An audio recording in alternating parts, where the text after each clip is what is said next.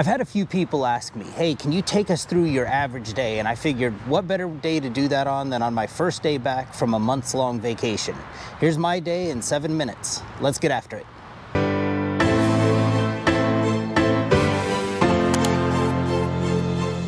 This is how a lot of my days begin. Get the kids to school, come back, throw myself something together to eat, sit down, and just kind of take in the day. As far as work's concerned, this will be the first time I pick up the phone, take a look at the load board, take a look and see, was there any spot capacity I missed out on last night? This early in the morning, I doubt I'll find anything for right now. Besides, I need to be back in time to pick up the kids from school, but this is usually where I start plotting and planning what my night's going to look like. But first things first, after taking a month off, I know there's some kind of behind-the-scenes stuff I need to take care of. I need to go and pay for my truck parking. I need to get those new IFA stickers put on the truck, and my truck is due for a 90-day inspection. I need to knock those things out before I ever start considering booking a load. And look, if I seem like I'm overly passionate about trucking, it's because I absolutely am. The average Friday morning at 10:15 for the last 20 years of my life has involved me looking down a counter at 50 baskets, each with one or more prescriptions in it for me to check off.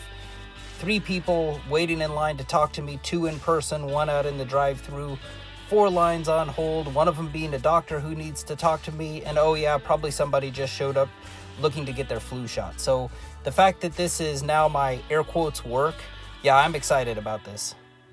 The only thing left to do is knock out a couple chores, take Lou around the neighborhood on a walk, and as hard as it may seem, I need to try my best to make myself look presentable. Off to make that payment for the truck parking, and then we're going to head to the truck. I'll say this about truck parking, especially if you're in Southern California or some other urban area, you need to factor into part of your operational costs the costs of parking your truck somewhere in like a safe, secure yard. When I first got into this, I saw other big trucks parked on the side of the road and I figured I'd do the same. I look back on that time now and I can't believe how foolish I was, because all that led to was trailer getting vandalized, me getting a bunch of warning tickets from law enforcement. And in El Cajon, where I live, they've really cracked down on putting up signage where all the big trucks used to park. Do some people still do it? Yeah, but you're risking, a ticket at a minimum, possibly a tow, and I don't want to find out what that tow bill costs.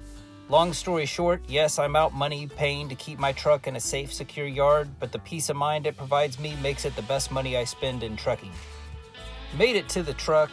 Normally I'd be too embarrassed to show the truck this dirty, but hey, she's been sitting for 30 days. Now the only question is, will she crank?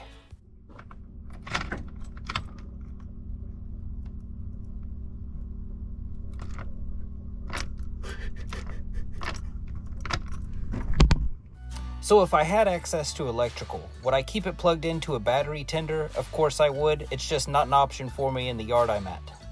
So the next best thing for me to do was to research and purchase one of these semi-battery boost units. Are they expensive? Yes, but before you kind of poo-poo on the price, do yourself a favor and call one of these roadside assistance places that deals with semi-trucks and ask them what they charge for a jump start. You might find that after a couple jump starts, this thing actually pays for itself.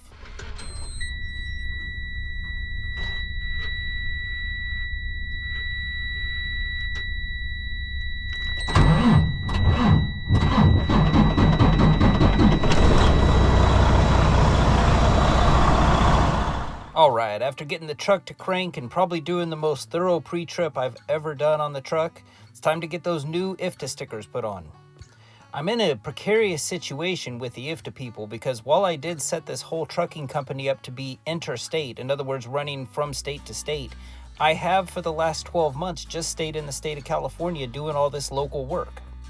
I went to renew my IFTA information for 2024 and got a message on my account saying, you haven't run any miles outside of the state of California, you're basically not living up to your end of the deal, and that your account is not eligible to be renewed.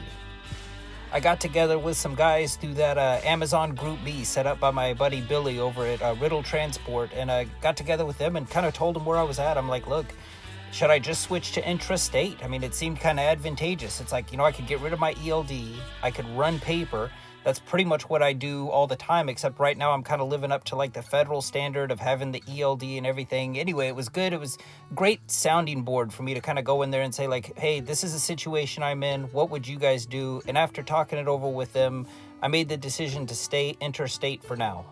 So in order to renew my IFTA decals, it did require me to call their office.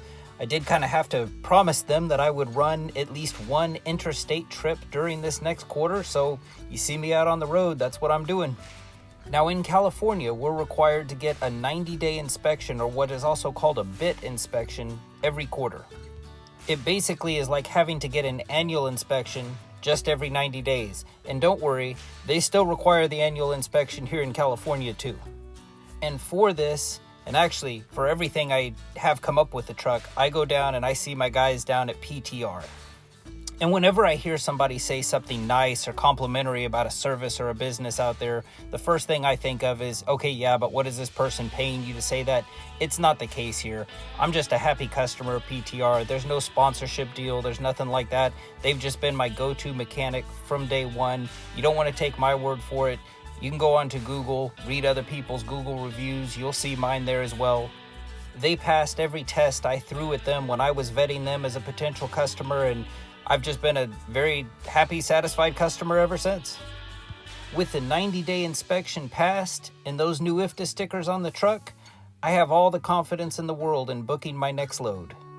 So, was it the day you were expecting me to have? Maybe, maybe not. I mean, there's a lot of procedural stuff with trucking as far as, getting the right inspections done, being sure the right documents are in the truck, being sure the right stickers are on the truck. These are all things that, is part of the day-to-day business stuff of trucking.